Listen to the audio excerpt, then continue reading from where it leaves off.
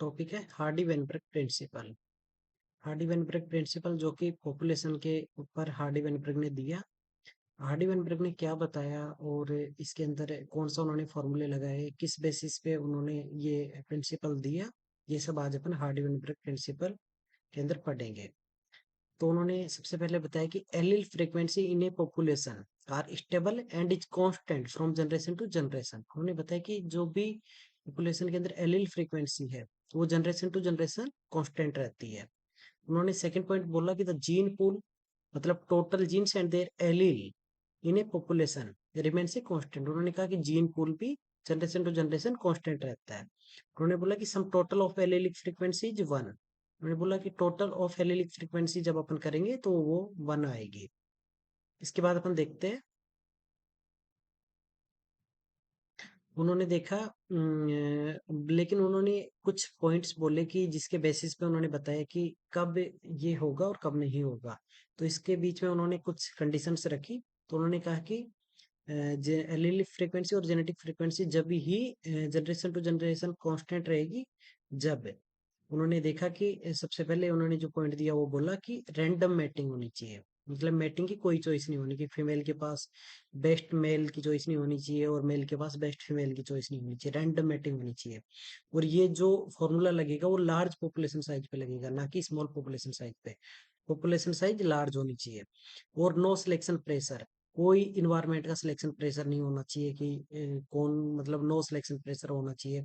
No genetic genetic drift, genetic drift मतलब कि randomly जो भी जेनेटिक मटेरियल में जो चेंज हो जाता है जिसकी वजह से आगे जाके जो भी चेंजेस हो रहे हैं जेनेटिक मटेरियल की में चेंजेस की वजह से, तो नो जेनेटिक ड्रिफ्ट होना चाहिए।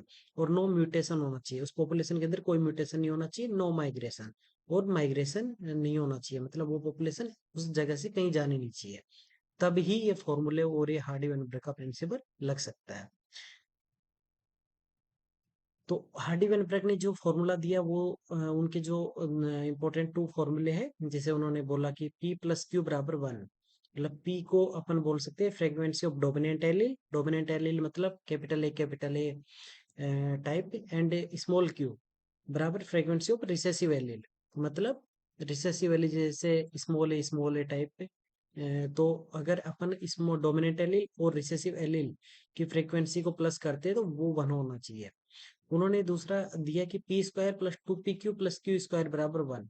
अगर frequency of homozygous dominant individual, अगर अपन एलिलिक फ्रीक्वेंसी निकाले तो अपन होमोजाइगस डोमिनेंट है इंडिविजुअल, जैसे कि अपन बोल सकते हैं डबल ए कैपिटल ए और capital A, double capital A की फ्रीक्वेंसी का स्क्वायर प्लस टू पी का स्क्वायर, मतलब वही होमोजाइगस डोमिनेंट वाला जो डोमिनेंट वाला और होमोजाइगस और रिसेसिव दोनों plus Q square heterozygous individual की फ्रीक्वेंसी। तो इन सब की फ्रीक्वेंसी का स्क्वायर करके भी अगर अपन देखें तो भी वन ही होना चाहिए, तो भी वो वन ही होगा। तो उन्होंने एग्जाम्पल के थ्रू ये दो फॉर्मूले दी, पी प्लस क्यू बराबर वन और P square plus two P Q plus Q square बराबर वन। और इनको एक एग्जाम्पल के थ्रू भी समझाया, जो कि मेंडल का ही मोनोहाइब्रिड क्रॉस है उसके थ्रू दिखाया उन्होंने। मेंडल के मोनोहाइब्रिड क्रॉस के अकॉर्डिंग टॉल एंड ड्वार्फ के अंदर जब क्रॉस करवाया गया तो टॉल का जो जीनोटाइप है वो कैपिटल टी है, और इसका स्मॉल ड्वार्फ का जो है वो स्मॉल टी है। तो इसमें से एक गेमेट इधर से आएगा एक गेमेट इधर से आएगा तो ये टी टी बन जाएगा, हेट्रो जाएगा, स्टॉल बन जाएगा। जब ये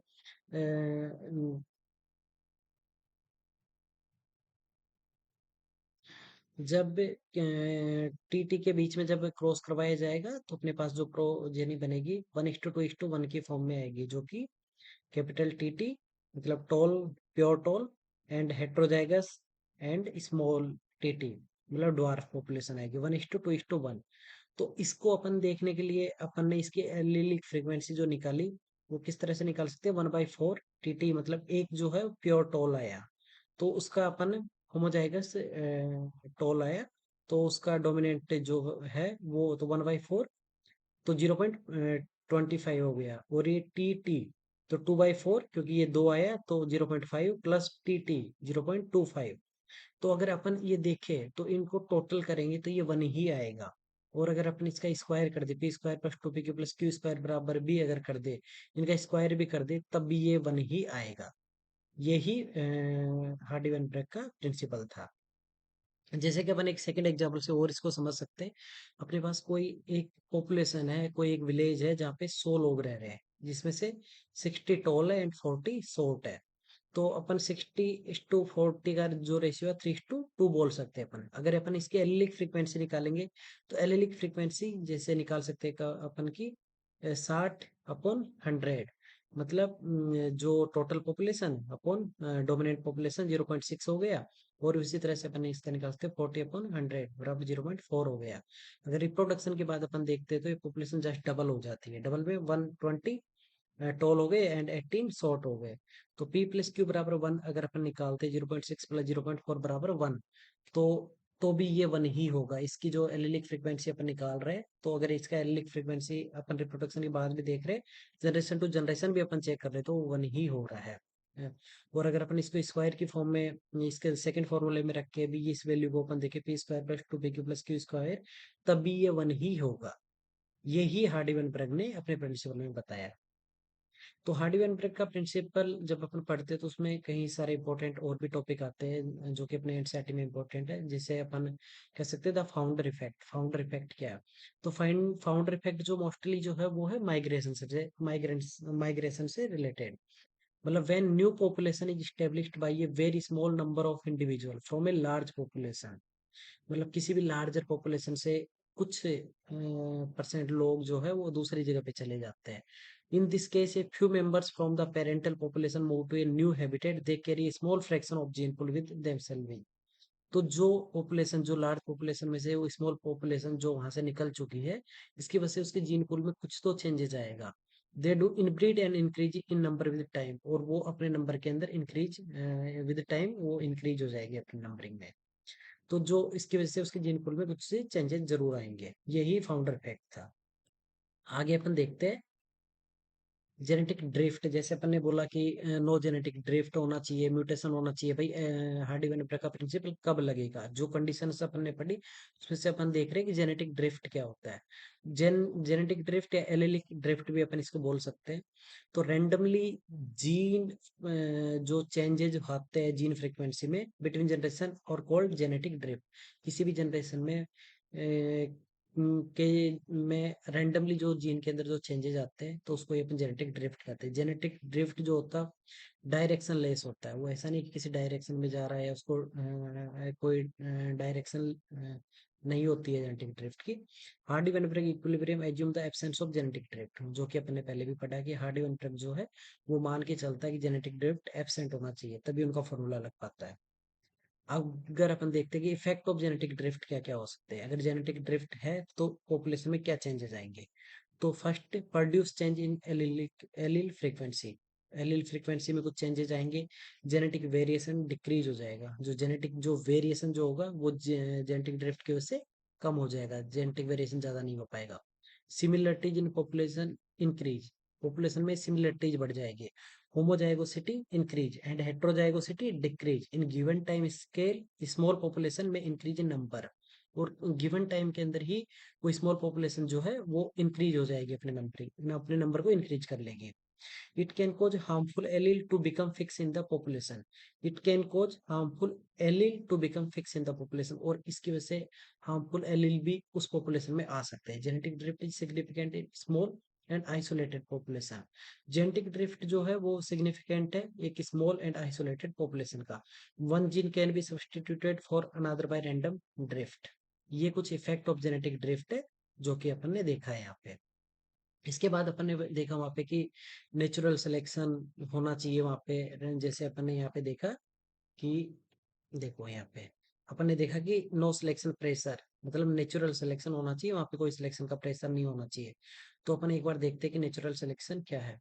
नेचुरल सिलेक्शन वही कि जैसे कोई भी स्पीसीज जो है कोई भी पॉपुलेशन में नेचुरल सिलेक्शन होना चाहिए, ना कि सेक्सुअल सिलेक्शन। जैसे सेक्सुअल सिलेक्शन में कोई भी फिट स्पीसीज ही सिलेक्ट हो पाती है, बट नेचुरल सिलेक्शन में रैंडमली कोई भी पॉपुलेशन जो है वो फिट सिलेक्शन हो जाएगा।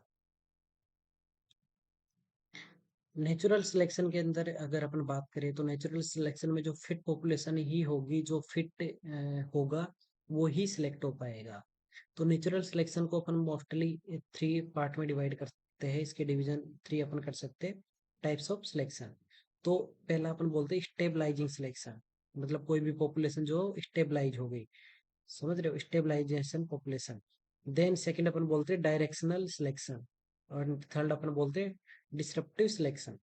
तो टाइप्स ऑफ सिलेक्शन में अपन जब देखते हैं तो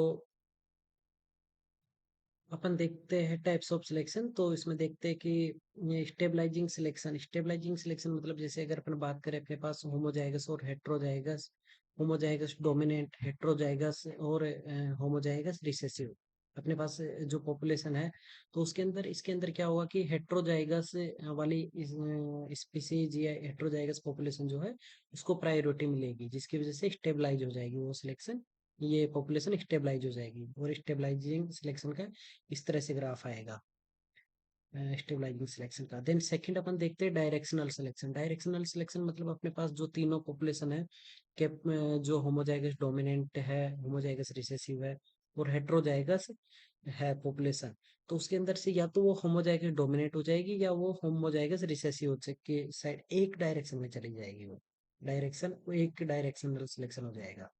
देन डिसरप्टिव सिलेक्शन की अगर अपन बात करें तो अपने पास हेट्रोजाइगस को छोड़ के अपन होमोजाइगस डोमिनेंट और होमोजाइगस रिसेसिव टाइप की पॉपुलेशन जनरेशन टू जनरेशन आएगी।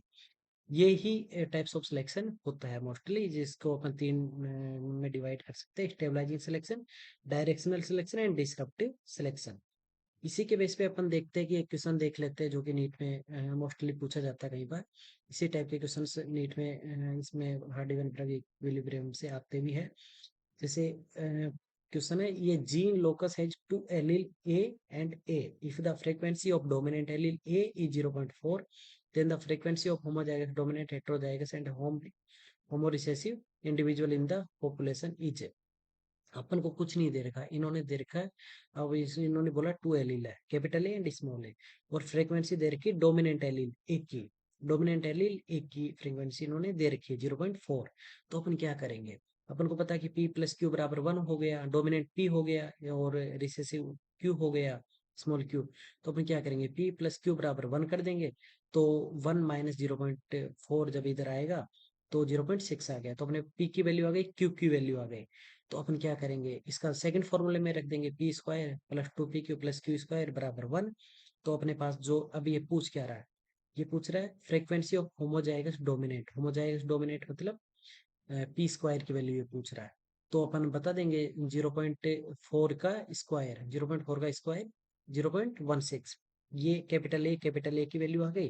Then the frequency of heterozygous, heterozygous capital A small A की की फ्रीक्वेंसी ये पूछ रहा है, तो ये हो जाएगी 2pq, 2 × 0.4 × 0.6 है, तो 24 0.48 इसकी वैल्यू आ जाएगी हेट्रोजाइगस की, कैपिटल ए स्मॉल ए के। देन ये पूछ रहा है रिसेसिव इंडिविजुअल की, तो रिसेसिव इंडिविजुअल की जो वैल्यू जो आएगी वो ये पूछ रहा है स्मॉल ए के। तो इसके लिए अपन देखेंगे, तो अपना 0.6 आ गया, 0.6 का स्क्वायर कर देंगे, 0.6 का स्क्वायर आ गया 0.36, और आप इनको जोड़ लो, टोटल करोगे जब 0.16 जो कि होमोजाइगस डोमिनेंट की वैल्यू है की फ्रीक्वेंसी है, एंड हेट्रोजाइगस की फ्रीक्वेंसी आ गई 0.48, एंड रिसेसिव इंडिविजुअल की फ्रीक्वेंसी आ गई 0.36। तो आप इन सबको टोटल करोगे तो 1 ही आएगा, और ये ही हार्डी वेनबर्ग प्रिंसिपल का मतलब, या हार्डी वेनबर्ग ने इसी फॉर्मूले को और इसी कंडीशंस को फॉलो करने के लिए अपना रूल दिया है। तो आप अगर इनको टोटल टोटल करोगे तो वो 1 के बराबर ही आएगा। तो generation to generation allele frequency and genetic frequency में कोई भी चेंज नहीं आया, यही हार्डी एंड वेनबर्ग ने कहा है। Thank you so much.